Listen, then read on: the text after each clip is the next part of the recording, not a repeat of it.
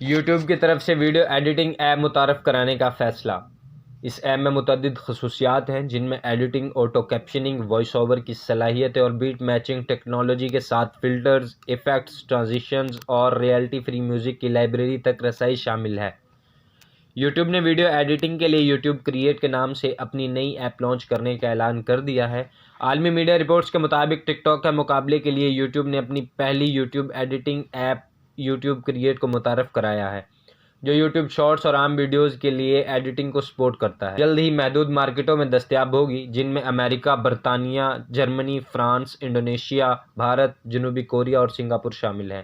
App beta version میں ہوگی، جس کا مقصد ایپ کو بہتر بنانے کے لیے کمنٹس اور صارفین کے تاثرات کا جائزہ لینا ہے۔ ایپ تمام صارفین کے لیے مفت ہے۔ ایپ کا مقصد ہے کہ صارفین کو اپنی یوٹیوب ویڈیوز کے لیے پیچیدہ ایڈیٹنگ سافٹ ویئر اور ٹولز پر انحصار نہ کرنا پڑے۔ دوسری جانب کمپیوٹر کی بورڈ میں دہائیوں بعد ایک نئے بٹن کا اضافہ۔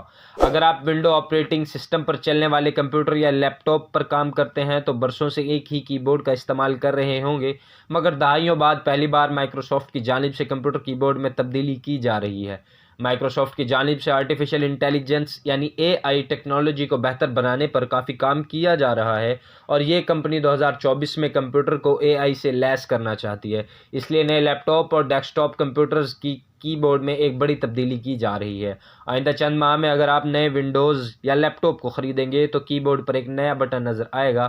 اس کو پائلٹ کی کا نام دیا گیا ہے، جس پر کلک کر کے مائیکروسافٹ کے AI کو پائلٹ پروگرام تک رسائی حاصل ہوگی۔ مزید ایسی ویڈیوز دیکھنے کے لیے ہمارے چینل